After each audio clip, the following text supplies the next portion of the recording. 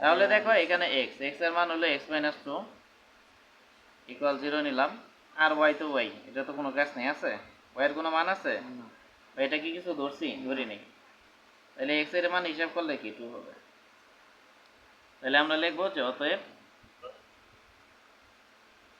শীর্ষবিন্দুর, এখানে অর্থাৎ দিবা, অতএব না ইউজ করে অর্থাৎ শব্দটা ইউজ করবা। অতএব শীর্ষবিন্দুর স্থানাঙ্ক, তাহলে x এর মান 2 আর y এর মান কি 0, এই হলো শীর্ষবিন্দুর স্থানাঙ্ক। আবার আবার কি, আবার বলছে উপকেন্দ্র, তাহলে আমরা লিখবো যে উপকেন্দ্র। যেহেতু আমরা এই যে বড় ভাই আনছি, তার মানে কি প্রত্যেকটা বিন্দুকে ধরে নিতে হবে। তাহলে এক্সটা বড় হাতে ধরে নিছে আর ওয়াইকে কিছু ধরি না, এই জন্য এইভাবে রাখলাম। উপকেন্দ্রের সূত্র কি? a0। যখন y square equal to 4x হবে তখন উপকেন্দ্রের সূত্র কি হবে? a0। আর xy কেন নিছে এটা বলছি। তাহলে অর্থাৎ তাহলে এখানে x এর মান কি a হবে এবং y এর মান 0 হবে। তাহলে x কে আমরা কি ধরছি? x - 2 ইকুয়াল a, এর মান কত? 1, বা x এর মান যদি বের করি 1 - 2 কে এদিক পাস করলে +2, অতএব x এর মান কি হবে? 3 হবে। আর y তো যা আছে তাই। এখান থেকে একটা বিষয় ভিজুয়ালাইজ করো, y কে আমরা কিছু ধরি নাই, এই জন্য y এর কোনো পরিবর্তনই হচ্ছে না। y ওই সূত্রে আমরা যা মুখস্থ করছি তাই হচ্ছে, y এর কোনো পরিবর্তন হচ্ছে না। কিন্তু এই যে x এ ধরে নিছি, এই জন্য x এর মানগুলো পরিবর্তন আসতেছে। তার মানে আমরা যদি কিছু ধরে না নিতাম তাহলে ডাইরেক্ট সূত্র বসে দিয়ে কাজ করতে পারতাম। কিন্তু যেহেতু আমরা x ধরে নিছি, বড় ভাই ধরে নিছি, সেই জন্য প্রত্যেকটা বিন্দুর সাথে x y নিতে হচ্ছে, এই আর কি বিষয়। ঠিক আছে, এর থেকে সহজ নিয়ম আশা করি নাই, সলিউশনে দেখবা যে কত কঠিন নিয়ম। তাহলে আমরা লিখবো যে অতএব উপকেন্দ্রের স্থানাঙ্ক,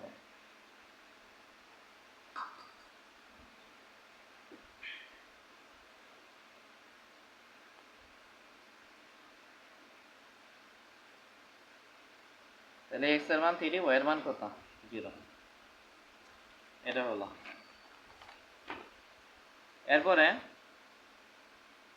এরপরে প্রশ্ন কি বলছে? উপকেন্দ্রিক লম্ব ও নিয়ামকের সমীকরণ নির্ণয় করো। তাহলে আমরা লিখবো যে আবার উপকেন্দ্রিক লম্বের সমীকরণ।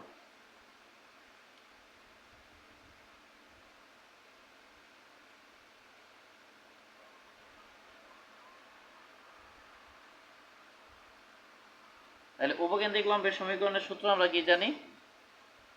x equal to minus A, x equal কি মাইনাস এ, এটার সূত্র। বা x ইকুয়াল নিলাম, তাহলে মাইনাস দিলাম, এর মান কত পাইছি? 1। তাহলে এই -1 কে এদিকে আনলে কি +1 হয়ে যাবে, আর এদিকে 0। তারপরে সবার লাস্টে বলছে, আচ্ছা একটু ওয়েট, এখানে উপকেন্দ্রিক লম্বের সমীকরণ প্লাস এ হবে, এটা মাইনাস হয়ে যাবে। তারপর হলো আবার নিয়ামকের সমীকরণ।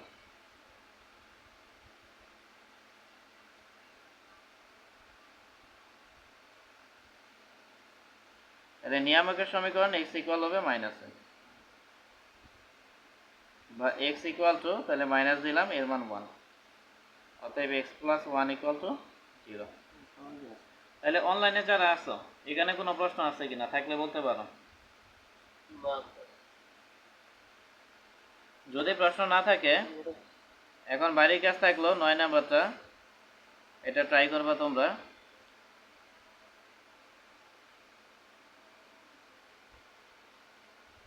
তারপরে 7 নাম্বারটা, এটাও কাজ থাকলো, এটা ট্রাই করবা। 9 নাম্বারও কাজ থাকলো, 7 নাম্বারও কাজ থাকলো। তারপরে আমরা কি করলাম? 4 নাম্বারটা করলাম, এটা ওকে। 5 নাম্বার থাকলো। এরপরে দেখো বাজে কত? 12টা বেজে গেছে না? তাহলে নেক্সট ক্লাসে ইনশাআল্লাহ আমরা এই 5 নাম্বারটা করব। তারপরে এখানে 8 নাম্বার আছে, এটা করব। করার পরে ইনশাআল্লাহ আমরা রচনামূলক এই কিছু প্রশ্ন দেখাই দিচ্ছি, এগুলো সলিউশন করব।